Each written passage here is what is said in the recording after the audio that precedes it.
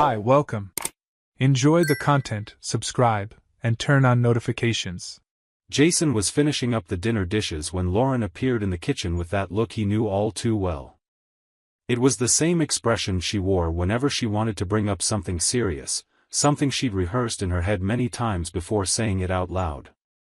He dried his hands slowly, bracing himself for what was coming, but nothing could have prepared him for the words that actually left his wife's mouth. Lauren started by talking about personal growth, how she'd been reading relationship articles and listening to podcasts that explored alternative models of commitment. She mentioned couples who'd strengthened their bond by trying temporary freedoms, saying traditional monogamy sometimes stifled individuality. Jason just listened, watching how carefully she chose each word, as if she were pitching a business proposal rather than suggesting they both officially cheat on each other. According to Lauren, the idea was simple. They'd have 3 months of total freedom, no questions asked, no judgments. After that period, they'd come back to each other with renewed experiences and a more mature perspective on what they shared. She spoke with forced enthusiasm about rediscovery, claiming this could save their marriage before routine swallowed them whole. Jason stayed silent for a long time after she finished, studying the face of the woman he'd married 4 years earlier. Something felt off about her proposal. It wasn't just the absurd content, it was how she delivered it. She was too nervous, too anxious for his response. Her hands trembled slightly as she held her teacup, and her eyes kept darting away whenever Jason tried to meet her gaze. He knew his wife well enough to spot when she was hiding something.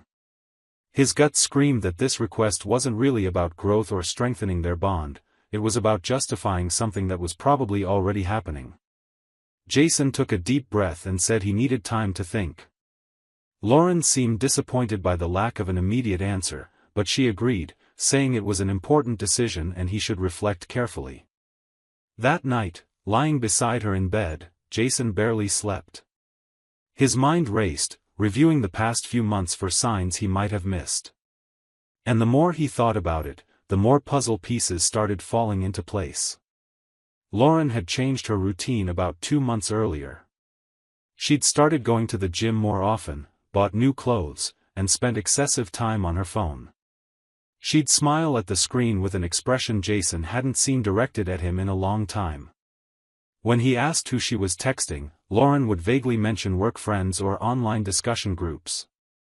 At the time, Jason had accepted those explanations, trusting her as he always had. Now, that trust felt like naivety. The next morning, while Lauren was in the shower, Jason picked up the laptop they both shared. His heart pounded as he opened the browser history. Lauren was usually careful, but sometimes she forgot to clear her tracks. That's how Jason found the first thread of the unraveling. There were searches about open relationships, forum posts about how to convince reluctant partners, and articles on emotional manipulation disguised as personal growth. Every link he clicked felt like another stab to the trust he was still trying to hold on to. But it was when he accessed her secondary email account, one she rarely mentioned, that Jason uncovered the full truth. The messages dated back 6 weeks. The sender was someone named Trevor, whom Jason quickly recognized as Lauren's coworker at the digital marketing firm where she worked. The early messages seemed innocent enough, discussions about projects and deadlines, but they gradually grew more personal, more intimate. Jason read every message with a mix of nausea and tightly controlled anger. Trevor and Lauren had developed something beyond a professional friendship. There was blatant flirting, suggestive photos, and plans for lunchtime meetups. And then, in the most recent messages, Jason found something that made his blood run cold. Trevor and Lauren were discussing exactly how she should present the open relationship idea to Jason. There was a detailed script, complete with philosophical arguments and references to studies she was supposed to cite. It had all been meticulously planned. What made it even worse was discovering Trevor's true nature. In one message, Lauren asked if he was sure his wife wouldn't find out. Trevor replied with arrogant confidence that his wife, Amanda, was too naive to suspect anything. He casually mentioned he'd done this before, that he had a pattern of seducing coworkers. But there was something even more disturbing in the following messages. Jason discovered that Trevor didn't just systematically cheat on his wife, he also kept secret records of encounters and conversations without the women's knowledge. In messages to Lauren, he suggested they could keep memories of what they did together, as if it were just a private secret between them. Lauren hesitated at first, but Trevor was persuasive, saying it would be something just for them, a way to make everything more special. Jason felt repulsed as he read it. Continuing his investigation, Jason found references to online platforms where Trevor, under a pseudonym, commented on having secretly recorded other women. Lauren clearly didn't know about this. She believed any records would stay secret between her and her lover. Her naivety about Trevor was almost as great as Jason's had been about her. Both had been deceived, but in different ways. The difference was that Jason now held all the cards. He copied everything, every message, every photo, every piece of evidence of betrayal and manipulation. Jason created a hidden folder in a cloud drive and meticulously organized all the material. Then he cleared his own browsing history and closed the laptop exactly as he'd found it. When Lauren stepped out of the bathroom wrapped in a towel, her hair still damp, Jason was making coffee as if nothing had happened. That afternoon, Jason contacted a family law attorney.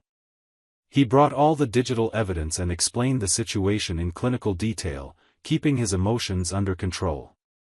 The lawyer, a middle-aged man named Richard, listened with a neutral expression before offering his advice. The evidence was solid and could give Jason a significant advantage in divorce proceedings. But there was more to consider, especially regarding Trevor's habit of recording women without their knowledge. Richard suggested Jason also consult a criminal attorney to assess the legal implications of Trevor's behavior. Distributing any kind of personal recording without consent was a crime, and if it could be proven he'd been doing this with other women, the situation would be even graver. Jason agreed, but before taking any legal action, he wanted to confront Lauren. He wanted her to understand exactly how deeply she'd been manipulated and betrayed, not just by herself, but also by the man she'd secretly trusted. Jason carefully planned his next steps. He couldn't just reveal he knew everything. He needed more. He needed to ensure Lauren fully exposed herself, leaving no room for excuses or backtracking. So he decided to accept her proposal. When Lauren came home that night, Jason was waiting in the living room with a glass of wine and a calm expression, copier. He told her he'd thought deeply about her request and admitted he'd been shaken at first. But after serious reflection, he claimed she might be right, that maybe they really did need this experience to appreciate what they had. Lauren lit up, hugging him with an enthusiasm Jason found sickening. She talked about how good this would be for both of them, how they'd emerge stronger from this journey. Jason just smiled and nodded, while inside he was already calculating every next move. In the days that followed, Jason watched Lauren transform completely. She became lighter, more animated, convinced she'd gotten exactly what she wanted. Her messages to Trevor intensified, and Jason kept discreetly monitoring everything. The two began planning bolder meetings now that Lauren believed she had carte blanche. Trevor bragged about how easily he'd manipulated her, how she'd walked right into his trap. He even mentioned he had new recording equipment ready for their next encounters. That's when Jason put his plan into action. Through social media, he discovered that Amanda, Trevor's wife, worked as a nurse at a nearby hospital. Jason sent her an anonymous message, including enough screenshots to get her attention. He didn't reveal his identity at first, just planted the seed of doubt. Amanda replied, confused and distraught, asking for more information. Jason provided a secure email address where she could reach out. When Amanda wrote to that email, Jason identified himself. He explained who he was, what he'd uncovered, and showed her all the evidence. Amanda was devastated but also furious. She confirmed Trevor had done this before and that she'd suspected new episodes but never had concrete proof. Now, with everything documented, she could finally act. Jason proposed an alliance. They would confront Trevor and Lauren together, at a strategically chosen moment. The human resources department at the company where Lauren and Trevor worked also needed to know. Jason anonymously contacted HR, sending evidence of messages exchanged during work hours using company equipment. He included screenshots clearly showing the relationship was interfering with the professional environment and violating the company's code of conduct. HR immediately opened an internal investigation. Jason booked a dinner at an upscale restaurant for him and Lauren the following Friday. He told her he wanted to celebrate their new chapter, to make it clear he supported her decision and that they both deserved this special moment. Lauren accepted, delighted and unsuspecting. She wore a new dress she'd bought specifically to impress Trevor and arrived beaming. Jason complimented her, watching as she could barely contain her excitement. What Lauren didn't know was that Amanda would also be there. And that Jason's lawyer would have documents ready. And that everything was about to collapse in a way she could never have anticipated. When they arrived at the restaurant, Jason led Lauren to a reserved table in a quiet corner. They ordered drinks and made small talk for a few minutes. Lauren was relaxed, smiling, convinced this evening marked her victory. That's when Jason glanced toward the entrance and gave a subtle wave. Amanda walked in, accompanied by her own attorney. Lauren went pale when she recognized Amanda approaching. She looked at Jason with growing confusion, trying to understand what was happening. Amanda stopped beside the table, staring directly at Lauren with a mix of pain and contempt. Jason then broke the silence with a calm, almost polite voice.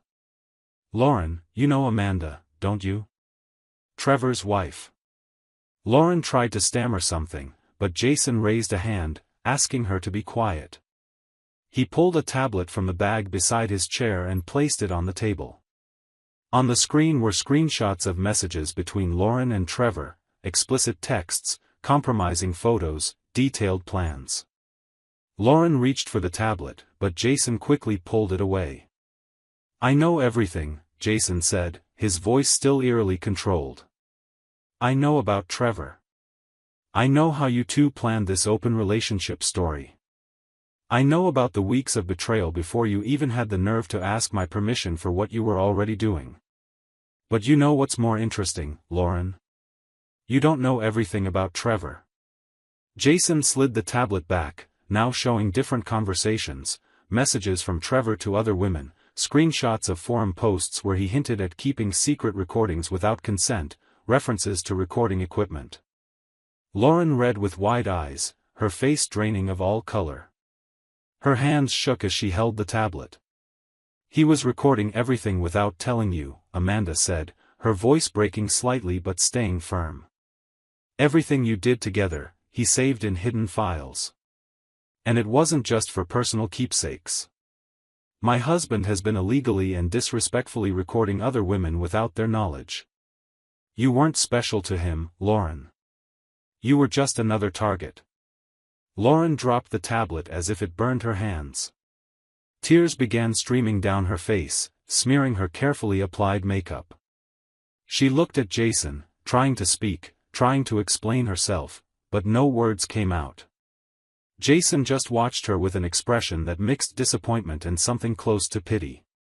"Your company's legal department already knows everything," Jason continued. "The messages during work hours, the inappropriate relationship with a coworker, the use of company resources for personal purposes, they opened a formal investigation this morning. I think you'll get an official notice on Monday." Lauren finally found her voice, but all that came out was a desperate, tearful, "Jason, please." He slowly shook his head. "You asked me for temporary freedom, Lauren. But what you really wanted was permission to keep doing what you were already doing behind my back. You completely underestimated me. You thought I was naive enough to accept your manipulation disguised as personal growth and new forms of commitment." Jason pulled an envelope from the same bag and placed it on the table next to the tablet. "Here are the divorce papers. My lawyer already prepared them. With the evidence I have, you won't be entitled to practically anything. The house stays with me, along with most of our shared assets. You betrayed trust in a premeditated and documented way. Lauren tried to protest, claiming they could work it out, that it had been a terrible mistake, that she never meant to hurt him. Jason just laughed, a dry, humorless sound. You spent 6 weeks planning how to manipulate me. You rehearsed every word of your open relationship speech. You didn't make a mistake, Lauren. You made conscious, deliberate choices. And now you'll face the consequences of those choices. Amanda added, looking at Lauren with steel in her eyes, Trevor is facing not only divorce but also possible criminal charges. Distributing someone's personal recordings without consent is a crime, especially when it's done repeatedly and secretly. And you appear in some of that material, Lauren. You were used to, whether you realize it now or not. Lauren began sobbing uncontrollably. Other restaurant guests started glancing their way, sensing something dramatic was unfolding. Jason signaled the waiter, paid the bill in advance, and stood up from his chair. He looked at Lauren one last time before leaving. Good luck, Lauren. You're going to need it. Jason and Amanda left the restaurant together, leaving Lauren sitting alone at that table, surrounded by evidence of her betrayal and manipulation, facing the complete collapse of everything she'd built. People nearby whispered, curious about what could have caused such a scene. Lauren covered her face with her hands, unable to move, unable to process the magnitude of disaster her life had become in just a few minutes. In the weeks that followed, everything unfolded exactly as Jason had predicted. The company's HR department concluded its investigation, and both Lauren and Trevor were fired for violating the professional code of conduct. Trevor faced criminal charges related to secret recordings and privacy violations, and several other women began coming forward as victims after the news quietly spread. Lauren tried to defend herself, spreading distorted versions of the story to friends and family. She claimed Jason had cheated first, that she'd been driven to desperation, that it was all one massive misunderstanding. But Jason had all the evidence, all the messages, the full documented timeline. Every lie Lauren told was quickly debunked with concrete proof. Her credibility evaporated completely. The divorce proceedings were swift and brutal. The judge reviewed the evidence presented by Jason's legal team and had no doubts when deciding how to divide assets. Lauren walked away from the marriage with practically nothing but a few clothes and personal items. The house, the car, their joint savings, all stayed with Jason. She tried arguing she deserved compensation for years of dedication to the relationship, but her premeditated betrayal weighed decisively against her. Lauren's family, initially supportive, changed their stance once Jason presented the full evidence. Even her own parents were embarrassed by her behavior. Her younger brother, who'd always been close to Jason, even sent a message apologizing on the family's behalf. Mutual friends picked sides, and most stood with Jason. Lauren found herself isolated, without a job, without a reputation, without support. Trevor faced even harsher consequences.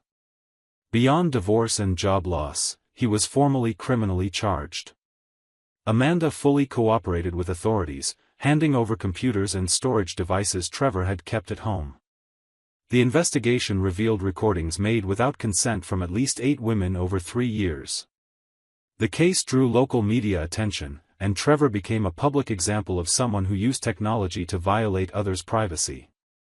For Lauren, the revelation about those secret recordings was perhaps the most devastating blow. Knowing that moments she believed were private and meaningful had been secretly archived, and possibly exposed without her knowledge, shattered what little self-worth she had left. She sought therapy, trying to process the double betrayal of having cheated on her husband while being cheated on herself. Her therapist gently suggested that Lauren needed to take responsibility for her own choices before she could truly heal. Jason, on the other hand, found an unexpected peace after the confrontation. His initial anger gave way to a sense of relief. He'd uncovered Lauren's true nature before wasting more years of his life. The apartment he'd kept after the divorce was quiet, but not lonely. It was a calm quiet, free of hidden lies and false displays of affection masking betrayal. He stayed in occasional contact with Amanda, who was also rebuilding her life after divorcing Trevor.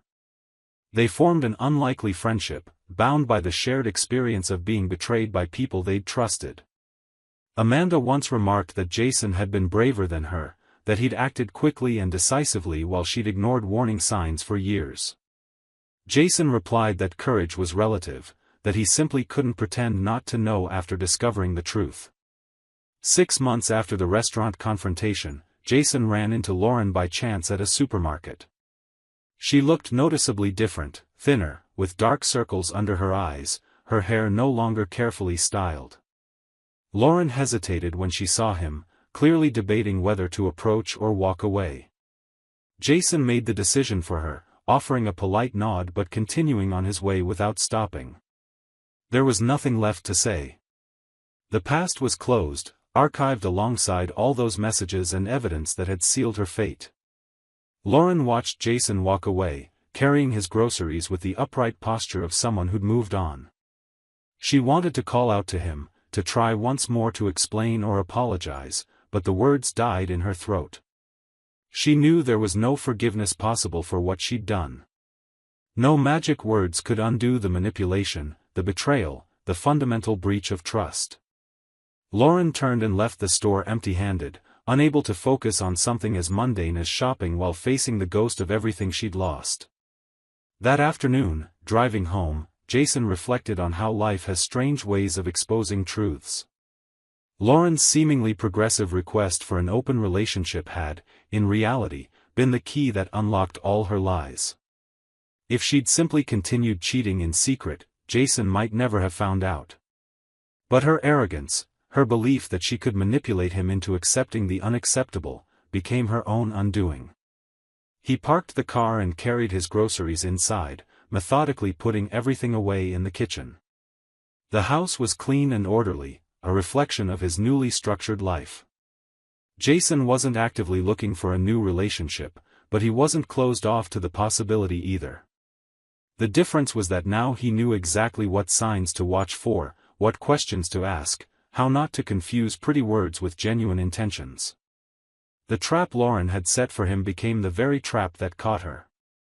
By asking permission for what she was already doing, by trying to legitimize her betrayal through rehearsed philosophical arguments, she'd handed Jason every tool he needed to completely dismantle her.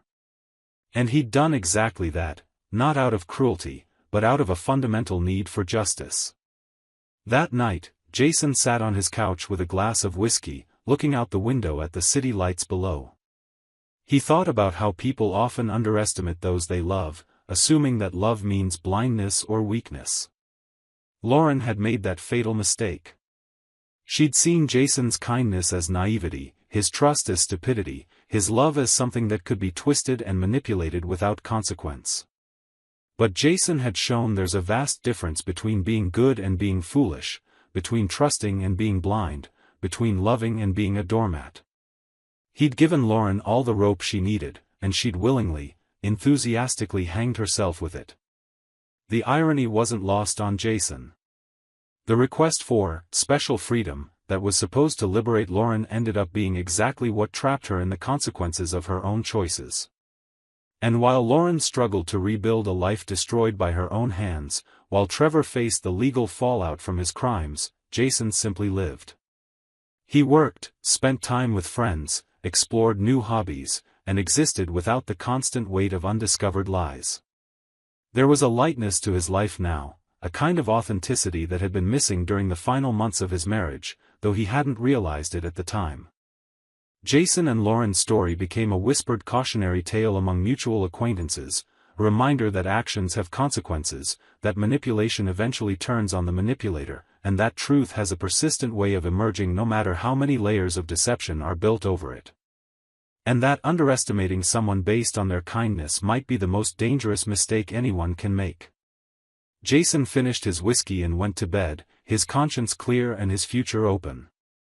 He'd turned betrayal into liberation, pain into wisdom, and her trap into her own prison. And that, he thought as he turned off the light, was justice in its purest and most deserved form. Thank you for watching the video. If you enjoyed it, Don't forget to subscribe to the channel and turn on notifications so you won't miss any updates.